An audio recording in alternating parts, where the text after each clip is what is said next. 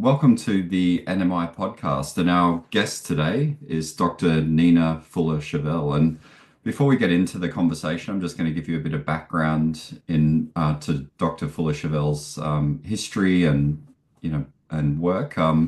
She's an award-winning Oxbridge-trained integrative medicine physician and scientist, as well as educator with over a decade's experience in integrative healthcare. She's a fellow of the College of Medicine, the British Association of Nutrition and Lifestyle Medicine, BANT, and the Royal Society of Arts.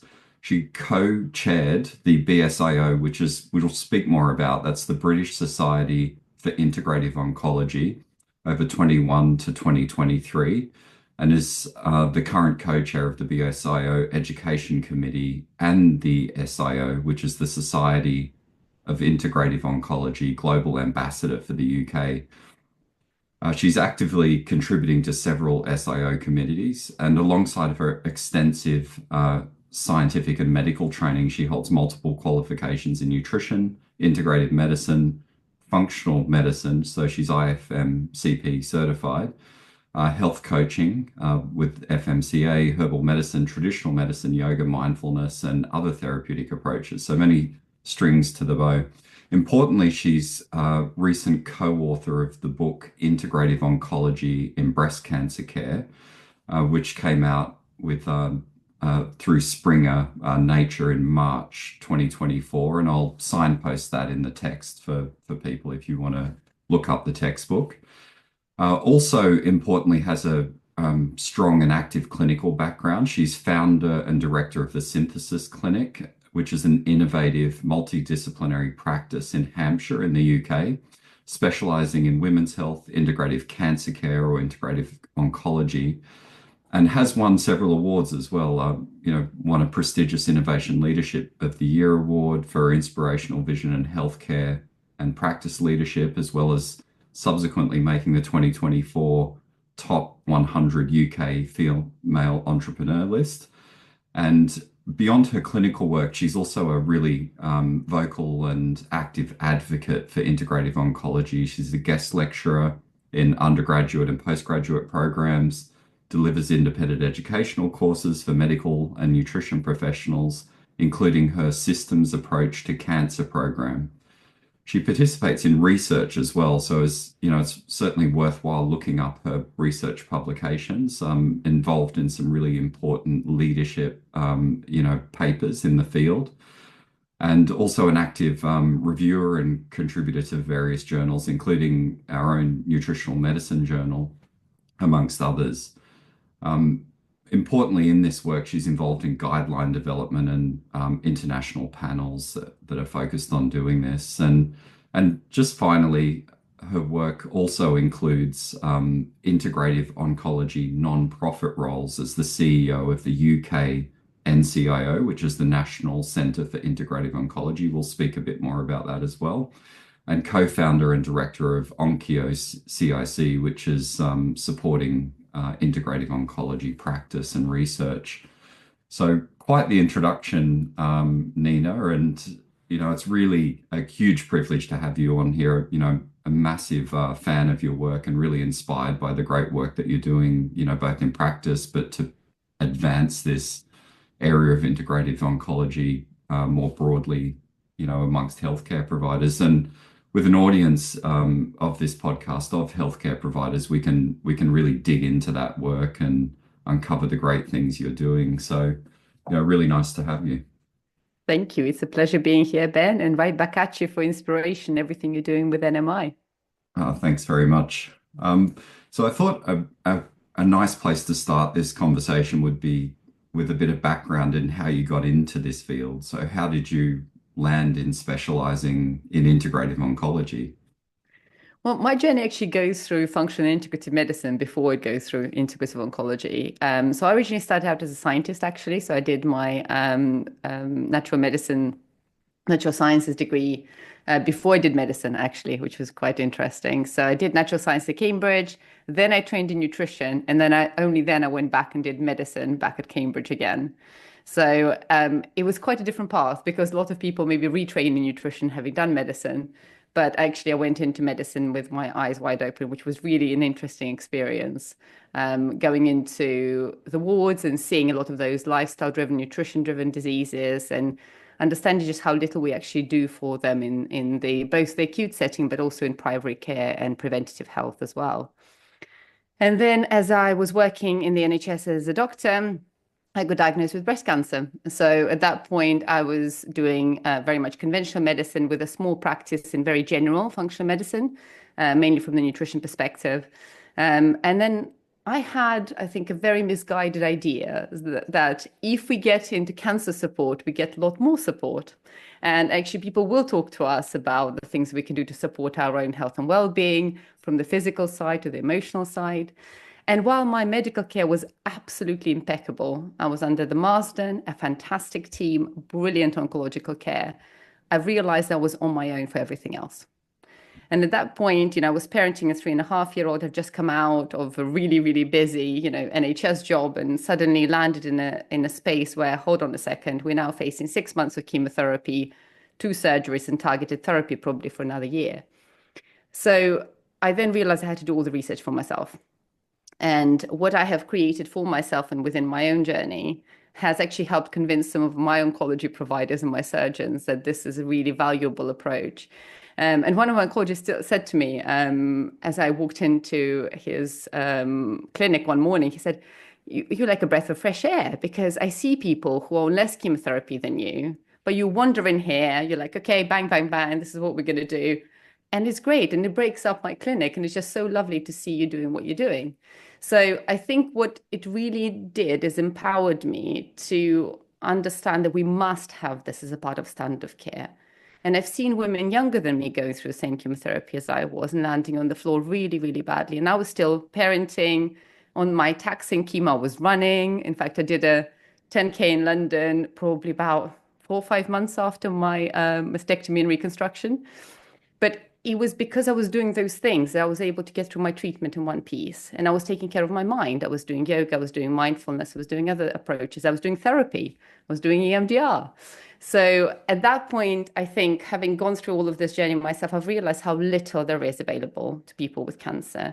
And so I went back to the NHS just to complete the year that I was due to do. And then I quit to create a clinic that I wanted to have at the time that I was going through my cancer treatment, my diagnosis. So at that point, I wanted to take out the MDT, the multidisciplinary team, which is fantastic within conventional care, but extend it, involve nutrition, involve physio more than just a couple of sessions and you're done. Involve emotional well-being, look very broadly at other complementary modalities, lifestyle modifications, natural products, so that we really get a comprehensive approach that's really dynamic. And since then, I've acquired a few other qualifications. So I did a master's in precision cancer medicine at Oxford and a PGDip in health research. I did my yoga teacher training. I did my TCM acupuncture and herbal medicine training and very many other things. So basically, that's how I landed where I landed. That's an incredible journey. You've basically gone from, I think what's really interesting about that is you've got like a lot of different perspectives across the spectrum of, the area you're working in. You've come at this as a scientist initially, and then then got into medicine and then become a patient and then become a patient advocate and then set up a, multidisciplinary clinic and then become a HCP or healthcare provider advocate and trainer as well. So it's, I think, maybe that's one of your key strengths is you've got like this, unique perspective across, different ways of looking at things. And coming into this as a scientist, I think would have likely given you a very different perspective than what you would have come in as just a patient or just a healthcare provider or, or in medicine itself. And certainly your approach to this is very much like systems biology and precision health, which is very scientific in that sense, I think, rather than just straight up clinical medicine. Yeah, it's interesting It's to a hear. science and an art, I think, isn't it, Ben? As Yeah, we know, it's a kind of, for me, what integrative oncology does really well is it does marry the best of the science and clinical practice with whole person care. So it means we still don't forget the art of medicine and that the patient is at the center of it all. And having been a patient, you really do understand why people currently feel like they're tumors walking around on legs. Actually, that's how we make people feel within standard care, and that is not okay.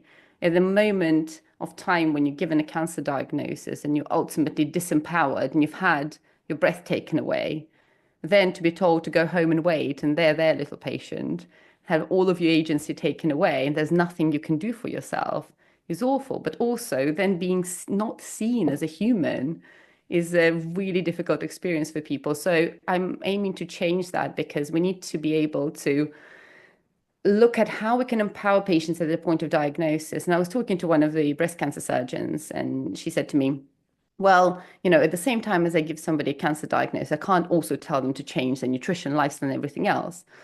And I said, actually, that's not what we're asking to do. What you do need to know is open a door for somebody. So you can give them their diagnosis and their treatment plan and then say, there are things you can do to support your own health and well-being through this process. Please ask your nurse specialist if you want to find out more. It takes 10 seconds for me to say that, but it's completely transformed it from a learned helplessness type of angle, which actually is trauma generating, to an opportunity to engage in additional support if you wish. And it might not be at that point because you're overwhelmed and you have no idea what's going on. But just knowing there is a door down the line that can be open to your own support is really, really important. So I like to think that integrative oncology marries up all of my different bits of the brain and different qualifications because it allows me to be the scientific clinician that I am, but also allows me to bring in that whole person care approach. Yeah, yeah, no, beautifully put. That's really great insight. And with that in mind, like, could you give the listeners a snapshot or a synopsis of what you think integrative oncology actually is? I think for some people it might be an unfamiliar term, or Sure. yeah, Yeah, so sure. I usually use the SAO definition that's from paper by Claudia Witt and team. And so integrative oncology is really about patient-centered, evidence-informed marriage between the standard of care, so conventional cancer medicine, and lifestyle modifications, mind-body approaches, natural products. And the aim really of this approach is to improve quality of life, manage treatment side effects, improve patients' resilience, and really optimize clinical outcomes.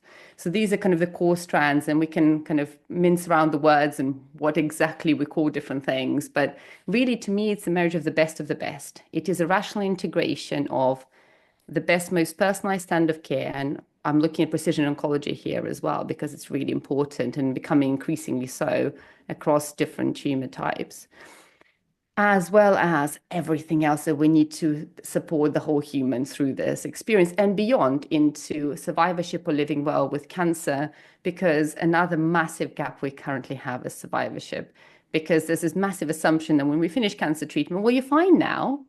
But actually, that's where most of my patients will face plant. Because they suddenly have all of those support mechanisms taken away. Potentially, they might see their clinician in a year's time. And they've just been fight or flighting all the way through their chemo, for example, and through their surgery. And it's probably the first time they've ever had to sit down and think about what just happened to them. And then everybody expects them to be fine, but they're feeling anything but fine, actually. And I think looking at some of those opportunities is what integrative oncology does really well. It starts across and spans across the cancer care continuum, really, from prevention, from risk reduction, the very, very first port of call, which is public health, all the way through in-treatment support and post-treatment support and beyond, and end-of-life care as well. So we really, really are covering the whole spectrum. yeah, no, it's beautifully put. I mean, there's a lot to digest and unpack there, I think, because as you say, it's really capturing a multi-dimensional approach, not only within the patient themselves, but in wider healthcare and public health. Absolutely. And I like the definition there with patient-centered up front. I think that really speaks to the point you made earlier, is that a large part of this is empowering the individual and really looking after them from a whole person type perspective. Absolutely. Yeah, it's really nicely put. And building on that, a term you've already used is precision health and precision oncology. Can you explain to listeners a little bit about what that might mean in practice? Sure. Well, precision oncology is a little bit easier to define, really. It's all about the right drug for the right patient at the right dose for the right time and duration. So really it is about how do we make cancer treatment more personalized? So we used to very much guide treatment based on, oh, you have a specific cancer type. So maybe you have a KRAS mutant colorectal cancer. Maybe you have a triple negative breast cancer. And we based a lot of the treatment guidelines and approaches on those quite rough types.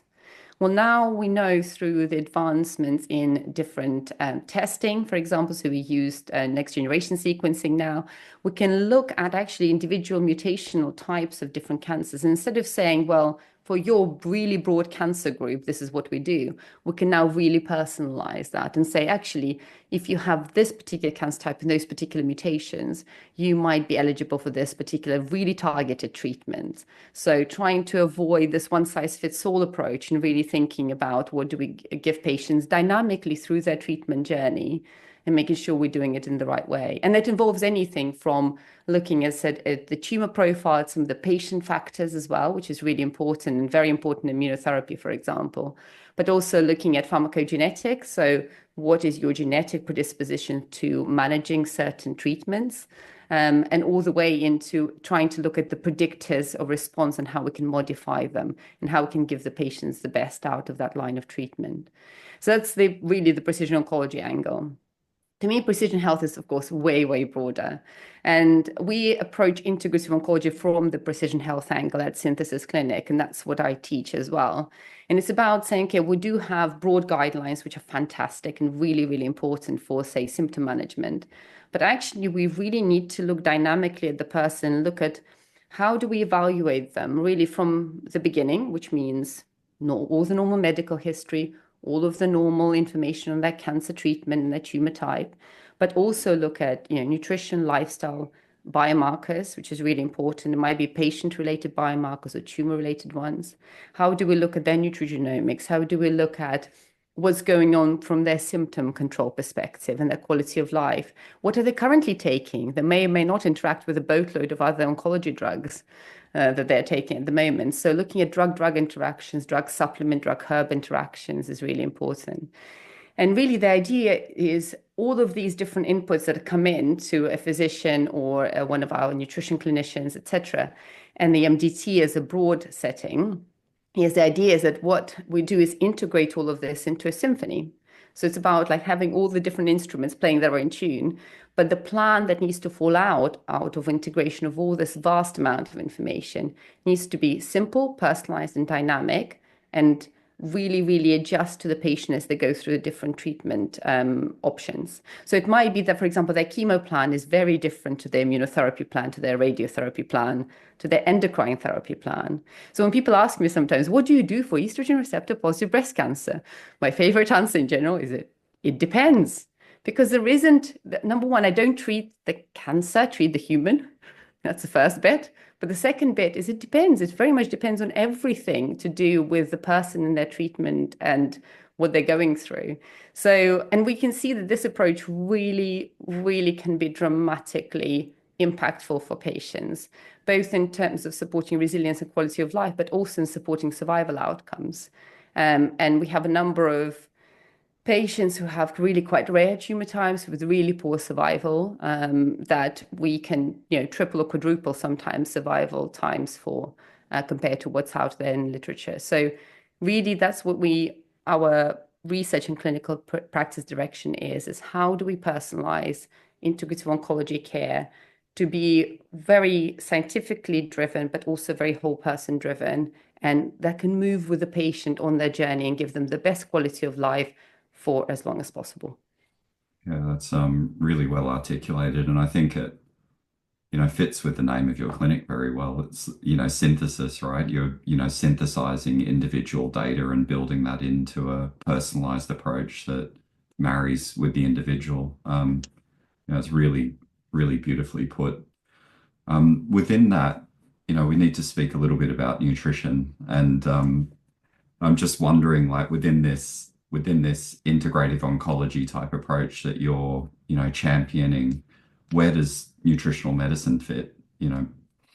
at the front and center in every single plan. So yeah, very truly so. So number one is nutrition professionals are very much a core part of our MDT, which stands for multidisciplinary team. So it is absolutely and crucially important to me that they are a core part, not just a sideline, okay, to the doctors or somebody else, but they're a core part of the team. So our MDT is quite broad. It ranges from physicians and nurses all the way to nutrition professionals, physiotherapy, yoga therapy, art therapy, and many people in between, including herbalists and acupuncturists, etc. So what I would say with nutrition is that every single physician plan and of course nutritional professional plan, put that at the front and center. So all of my physicians are trained in the basics of nutritional medicine and integrative oncology. It's really important. So every time you see a doctor, as much as you might see a nutritional therapist, you will get some advice around this.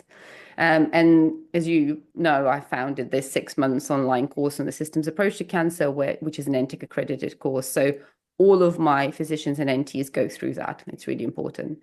To me, this is a core foundation thing. And actually, ESPEN, which is a European Society for Nutrition, actually talks about how nutrition should be the foundation of all management within cancer, and that we shouldn't just look for signs of malnutrition or BMI as a trigger for nutritional assessment and support. That actually, and it should be used, interesting enough in their statement, they talk about biomarkers and they talk about individualized assessment. Of course, it doesn't really happen in clinical practice in the UK, but this is what we absolutely aim to do. So we will look at nutrition diaries. So every single patient gets a 3-day nutrition lifestyle diary. And yes, they do have to fill them in again and again and again, which means that actually we're sitting on very deep data for, hundreds of patients over years in terms of nutritional patterns. And they do get very personalized advice depending on where they're at. And we will look at, of course, supplementation as well as the core nutritional foundations. Yeah, no, that's great. And within the journey for the patient, like you've mentioned a few sort of steps through that. You've got like prevention, during treatment and then post-treatment care like survivorship. Can you give us a walkthrough on what role nutrition plays in those three key areas like prevention, treatment, survivorship? Sure. So, 1 second. Let me just think I seem to have lost my. Okay. So, yes. So, I would say with prevention, the key thing is really public health here. So, at the very minimum, the WCRF, which is the World Cancer Research Foundation, we really, that report needs to be on every doctor's door and everybody who interacts with public health, because that's so, so important. So they issue some core recommendations around preventative care, which is all very common sense, as you can imagine. Okay, so whole food-based diet, sufficient fiber, avoiding highly processed food, processed meat, minimizing red meat intake, avoiding alcohol, making sure we don't have really high sugar drinks, et cetera, as well as maintaining a healthy weight and exercise as a few examples. So that recommendation, you can get actually posters with this. This should really be in every single doctor's surgery, every single hospital waiting room. And it needs to be the first thing that everybody gets told, particularly medical students, because it's everybody's job to do prevention. 1 in 2 people now will get a cancer diagnosis in the UK at some point in their lives. 50% of the population. If we don't do something reasonably quickly, okay, we really, really will drown under the tide of this. And cancer treatments are getting more and more expensive. So now we have, more cancer, more treatments, thankfully more survival, but also more expense and more problems in survivorship, really, as a public health problem. So I think WCRF and very basic recommendations should be part of public health, should be built in there. Based on your personal risk profile, we would normally in clinic build in some personalized risk reduction plans. So we would look at other factors. We would look at whether you have a heavy family history, need to be tested potentially for both big genes, BRCA1, BRCA2, PALB2, CHEK2, or actually looking at, depending on the kind of pattern in your family history, you might need other testing. We're looking at basic risk reduction. So, for example, we know that there's certain bacterial patterns that are associated with young onset colorectal cancer. So if that's a concern for somebody, we would be looking at those and optimizing those in advance. So there's a level of, I would say, general population care, and there's a personalized care level under that. In treatments, and then within that, unsurprising nutrition is a core role because, as we know, nutrition drives a huge amount of chronic disease, including cancer. Alcohol, for example, is one of those great big factors that very few people know about as a really key risk factor for breast cancer. So, if you're thinking about 1 in 7 UK women getting a breast cancer diagnosis, and nobody knows about, and everybody worries about certain things, and actually thinking about exercise and alcohol can be a really, really easy thing to modify. I say easy, but actually it's really hard because it's socially acceptable drugs. So, Yeah, so maybe not so easy. yeah, that's So right. in treatment, I think it's so important to assess baseline nutritional risk. So looking at some baseline biomarkers is important. So PNI, or prognostic nutritional index, is really well used in research. It looks at albumin and lymphocyte count as a baseline to assess people for nutritional risk. It doesn't get done very often. Actually, nobody wants to bother calculating it or addressing it. So really, in the NHS, most of the time, we wait until somebody loses weight drastically, or they have problems with feeding, like with head and neck cancers, before we refer them for nutritional input. But for us, everybody gets a full assessment. So it's really, really important that we assess both what's going in terms of intake and their nutrition diary. We'll look at doing bloods. So we have a really good understanding of nutritional risk and key nutrient levels, and we optimize them throughout treatment. And we will look at high-risk situations as well, Ben. As you know, a lot of this involves really quite drastic surgeries, and there are consequences of that. So if you have a stoma, managing that stoma and your nutritional risk related to that is really important.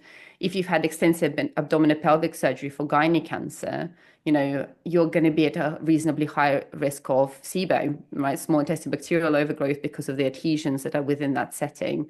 It's a really huge surgery. Same for colorectal cancers as well, which often can get quite an extensive surgery. So looking at all of those and really dynamically assessing and managing those all throughout the treatment is, I mean, it's complicated work, but it's also really rewarding when patients go through treatment that the oncologists didn't think they were ever going to be able to manage. So I have a patient with breast and ovarian cancer. She's in her early 80s. She's got two primary cancers. Okay, so normally we're a bit ageist sometimes in medicine. We go, oh, can this person handle it? She was really fit and well. She had a fantastic oncologist, and we said, no, full treatment. And she made it through beautifully, and she has more energy now in survivorship than some of her contemporaries who haven't been through cancer treatment. So you can see just how powerful that approach is. And then, yeah, in survivorship and also in living well with advanced disease, again, nutrition has to be at the core of it, because in survivorship, a lot of people will go through some of the changes that are consequent to their treatment. So for breast cancer, for example, if we look at women who've undergone chemotherapy and surgery, and then they land in endocrine therapy land, actually, a lot of them will get sarcopenic overweight. So they will lose muscle mass, they will gain weight, and they will, on top of that, have endocrine therapy side effects, which is a really uncomfortable place to be, especially when everybody expects you to be fine. So looking at how do we manage nutrition lifestyle together in those patients, really important to help them also regain a good relationship with their body, help them understand their body and make friends with it again, because a lot of the time at the end of all this process, it feels like the body's betrayed you. Yeah. So to help us really thrive instead of just survive by the skin of our teeth, we really need to put nutrition lifestyle at the front and center. Yeah, no, it's that's a beautiful overview of those different areas, and I think for listeners as well, and I think one of the questions I have for you is, what impact is this having on people's lives? Like, you've mentioned a few things like quality of life and survival, and difficult to tease out in a practice like yours because you're using so many different, tools and approaches. But we do have data on nutrition as a isolated intervention in terms of risk and outcomes and so forth. So can you give listeners like a flavor of the importance of this in terms of like quality of life, survival, other outcomes, like you mentioned, mental health, and you know, just to give us a bit of perspective on how important it is? Sure. I mean, the simple things are things like dietary inflammatory index, even though it's not a fantastic measure of dietary driven inflammation, it's kind of the best we got at the moment. So, but looking at some of these or healthy eating indices, if we look at all of those, we do see there's a good relationship between how pro-inflammatory and processed your diet is, and the risk of multiple different cancers, full stop. And actually, there's also studies now looking at maybe EDII and recurrence risk and survival. Mm. Certainly within the breast and gynecological cancer populations, particularly ovarian cancer, we have an established link there. And the magnitude of kind of impact varies from the survival perspective, but the fact there is any impact, I think, is always worth looking at. Other interventions, of course, are also really important. So you talked about combined therapy, to me, nutrition and movement and natural partners. We have to do both. And things like physical activity reduce recurrence risk in breast cancer by up to 40% and high in some studies, which is actually, if you compare that to even some of the drugs we use, it's an incredible reduction. Mm. Then we know that things like nutrition during immunotherapy can really affect overall survival in patients in response to immunotherapy. So simple things like adhering to the 20 grams plus of fiber threshold changes people's overall survival when they take immunotherapy with. Usually in melanoma, it's mainly melanoma data, but there is some non-small cell lung cancer data and a few other things emerging as well. So I think what we know is that not only is the quality of life impacted, but actually survival and recurrence risk can be impacted by certain interventions. Mm. And depending on what the patient comes in with, we will look at that data together and we will actually have a look at saying, okay, well, in your particular case, it is about really paying attention to these maybe 3 or 4 core things. And that's where the personalized nutrition comes in, because it isn't about saying, beyond there are some core principles. Yes, I love the core principles of public health, and you have to be sensible with them. But beyond that, the level of personalization is huge. And as an example, in talking about impact on quality of life and impact on treatment lines, if you get something like a PI3K inhibitor, something like alpelisib, if you give that to patients with breast cancer who have this particular mutation as a targeted therapy, the main dose-limiting problem those patients will have is hyperglycemia. So they have to be on a low-carbohydrate diet or a ketogenic diet, actually, to be able to manage the really high glycemic drive as a complication of this treatment. If we don't manage it, and that means sometimes medication, but definitely nutrition, lifestyle as a very core intervention, then they can lose this line of therapy early and they actually will progress on treatment quicker as well. So managing that is actually crucial, not just for quality of life and symptom control. It's absolutely crucial for trying to maximize treatment, in my opinion. Wow. Yeah, that's incredible. And like I guess another question I have is how well appreciated is this in general oncology, like the role of nutrition? Like you speak about it like it is just obvious and a natural thing to be doing alongside therapy, but is it widely adopted? Mm. Yeah, widely is probably not the word I would use. I think there are some fantastic oncologists, and I'm very fortunate to work with a few who are super duper on board with it and who understand the data around it. Dr. Penny Hayoglu, Dr. Jonathan Krell, Dr. Timothy Crook. There are a number of different people, of course, our own oncologist, Dr. Shira, at Synthesis Clinic. So we know there is a core group of people, certainly within the UK, who I work with. We know there's boatloads more oncologists in the US, actually. Because SAO has been very well established there. But again, you still see anywhere in the world, you still get dismissal. For example, Germany, again, their oncological centers are quite interesting because they will look at integrative medicine a lot, but the understanding of personalized nutrition is not always there. So it's quite interesting. There's different strengths and weaknesses regionally, I would say, as chair of SAO Global Committee, I've noted in different countries. I would say it's not widely accepted, but I think it's becoming more on people's radars from the oncology side because of immunotherapy in the gut microbiome. The Mm. gut microbiome has propelled nutrition really into the forefront of the oncologist's mind when they're thinking about it. Now, most of them, of course, don't then have enough education resources to implement nutrition properly. And so there's a temptation sometimes to just run really complicated trials like fecal microbiome transplants. And I'm like, well, hold on a second. Let's just think about the really accessible thing that we do every day, which is eating, right? We have to do it, so we might as well do it well. So instead of going for those kind of really high-end, higher risk trials, trying to find a person with a normal microbiome these days is an interesting challenge. So, all of those things we need to be looking at. How do we educate and support oncologists in delivering the initial open door to patients because I'm not expecting any busy oncologist to do all of the nutritional counseling. It's not possible, nor is it their job. Yeah. But can they open the door and say to the patient that actually nutrition does really matter? So could you see our nutritionist or our dietitian or whoever they have available within their practice?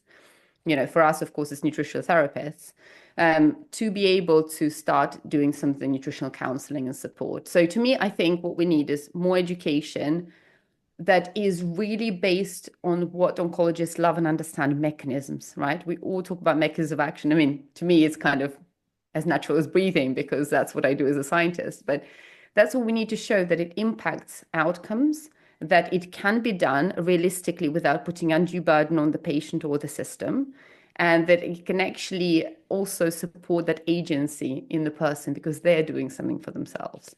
Yeah. So I think they are the core things that I would say are really important next steps. Yeah, no, it's well said. And related to that, how do these nutrition professionals fit into your practice? Like you're working with nutritional therapists and I think dietitians as well. So, as part of a bigger question around how we bridge that gap of bringing nutrition into oncology more, like how is it working for you? So it's probably slightly different for me because I happen to be a registered nutritional therapist as well as a doctor. But most of my doctors who are not NTs would work alongside nutritional therapists. So they will provide some guidance and certainly highlight some of the key medical points around somebody's care to our nutritional therapy team, for example, or to the dietitians we refer to. And then there will be close communication. So we have a weekly MDT. In fact, we have three because we have three core teams at the clinic. And within that MDT, we actually have a discussion about patients. So if a nutritional therapist has a question for the oncologist or for one of the doctors, we're able to discuss it. We're able to come up with a really good joined up plan. So it is all completely aligned. So there isn't two people saying two different things to patients because that's part of the problem is that confusion becomes really difficult. And then when you add the internet to it, that becomes a special situation altogether. Yeah, yeah, definitely. Yeah, it's a minefield. And where do nutritional therapists and dietitians sit as different disciplines in terms of patient care?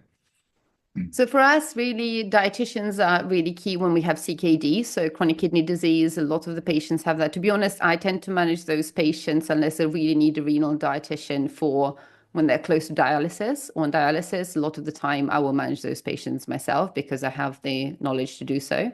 And actually, we have techniques that can help patients improve their eGFR. So we know that there are certain things that are well documented in literature, things like astragalus and cordyceps and CKD. They can help improve parameters, certainly biochemical parameters for CKD patients that we use with great success in clinic to protect people from, say, platinum-based chemotherapy.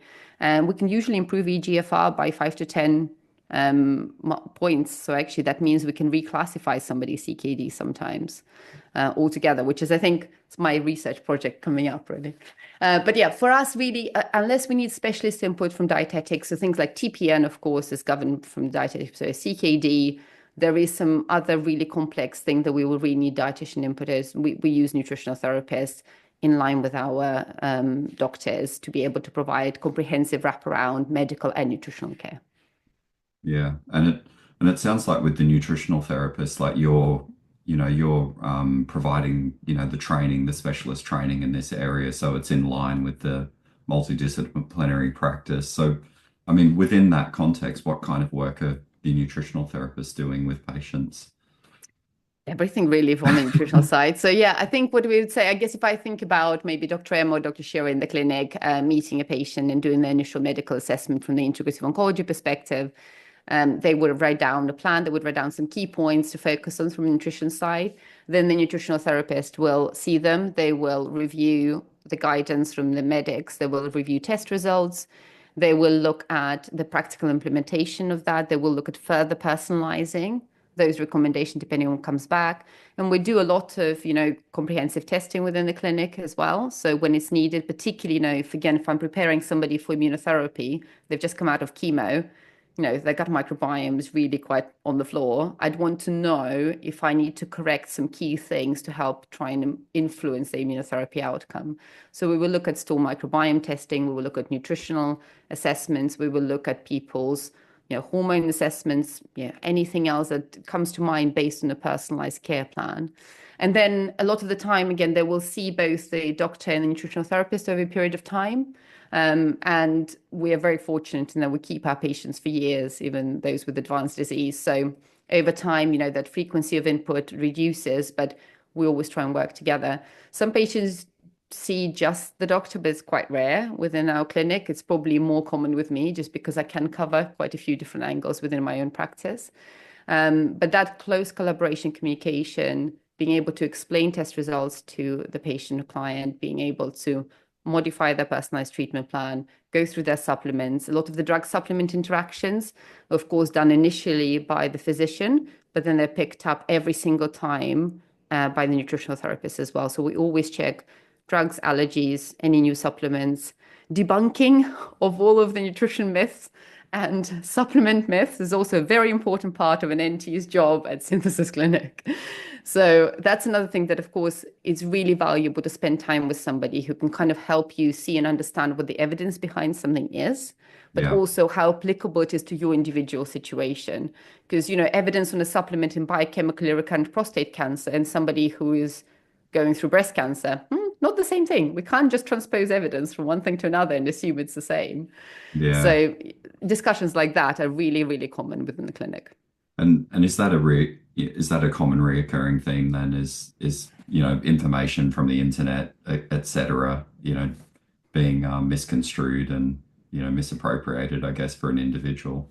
Yes, and I think also we have to be honest, the fact that there are people out there who contribute to that misinformation, actively, I would say, Yeah. because there is a lot of sensationalism out there. Everybody wants to provide the cure, the solution. You know what? If it was that simple, we would have solved cancer by now. It's not simple. It's a complex multi-system problem. It needs to be treated in a complex multi-system way.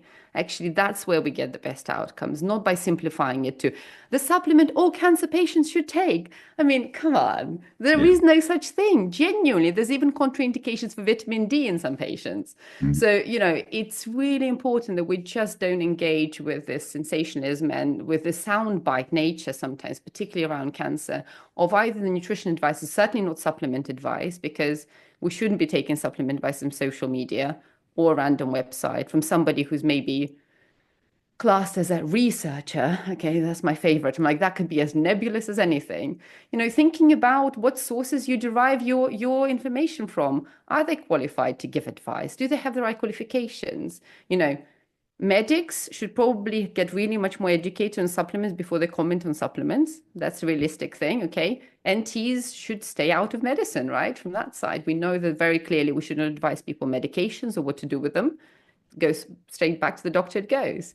So I Yeah. think everybody really understanding their scope of practice and avoiding impacting already vulnerable people by giving sound bite sensationist advice is really important. I've seen it in really even quite reputable brands where it's a sound bite that they put out and I will look at it.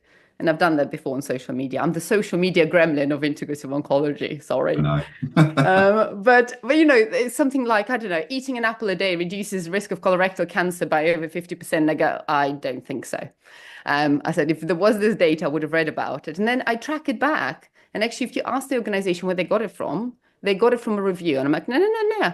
Give me the original data. So I track it back, 6 papers. And then it turns out it was apple juice research in a mouse, a single paper.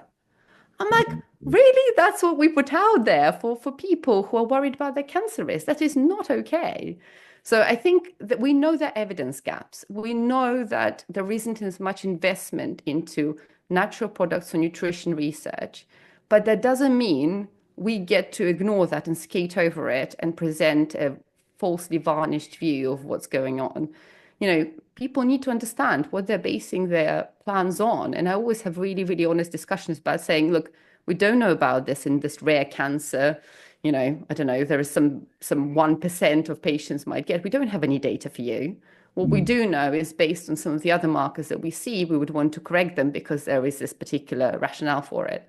But we don't try and pull the wool over people's eyes. That is not okay. You've got enough to worry about, and you're feeling so vulnerable trying to do anything to help yourself get better. And I think we as professionals really have a great duty of care to really not only put out reputable information, but whatever we do put out, understand the source, understand what kind of level of evidence is behind it, and be able to explain to the patient reliably.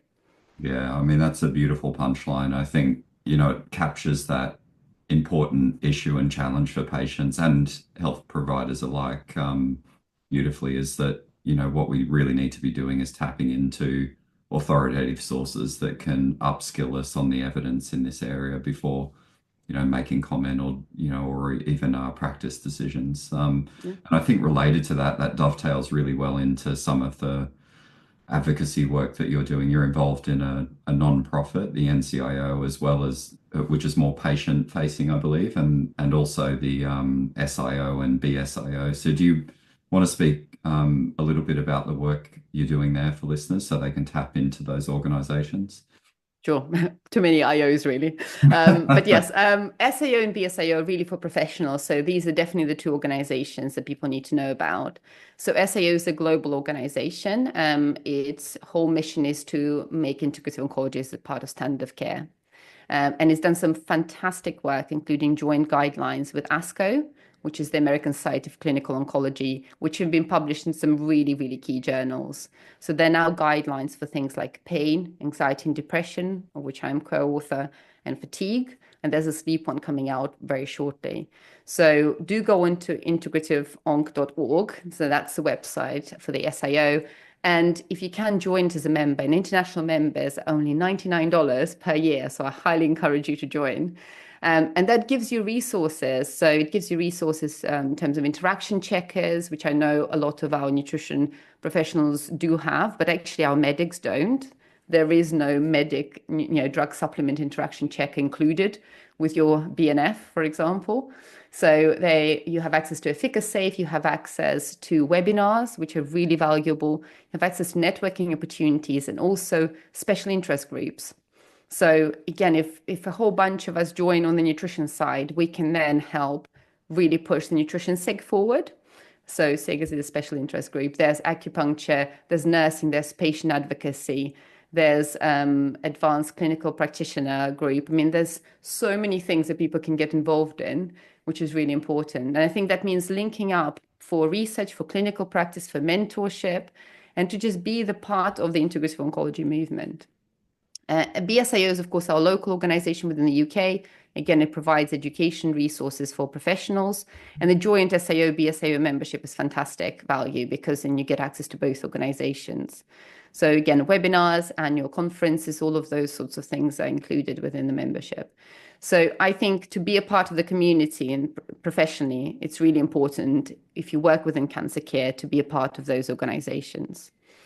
And then NCIO, as you said, is very much patient facing. So from my side, I know that not everybody can afford care in an integrative oncology clinic.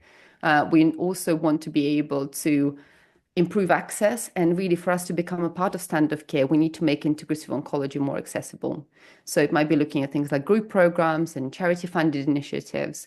So NCIO is the first charity that's actually jointly led by both oncologists. So we have two oncologists in our board of trustees, and also we also have advocates in terms of patients with lived experience contributing. So a lot of the boards within this space probably are not made up like this. We wanted to put clinicians in the room with patients and be able to get the best of both worlds. So NCIO is just ramping up its activities, but we work across clinical practice, education, and research. And the plan is to very much make it a CQC registered medical center. So it's not going to be cancer wellbeing. It is going to be integrative oncology as practiced by medics and MDTs, which will include nutrition professionals, physiotherapy, emotional wellbeing support, complementary therapies, etc. So to me, this is a crucial thing that we need to do to put integrative oncology on the map within the UK, as much as it is a lot more, for example, in the US, Germany, and Italy. Yeah, no, that's amazing.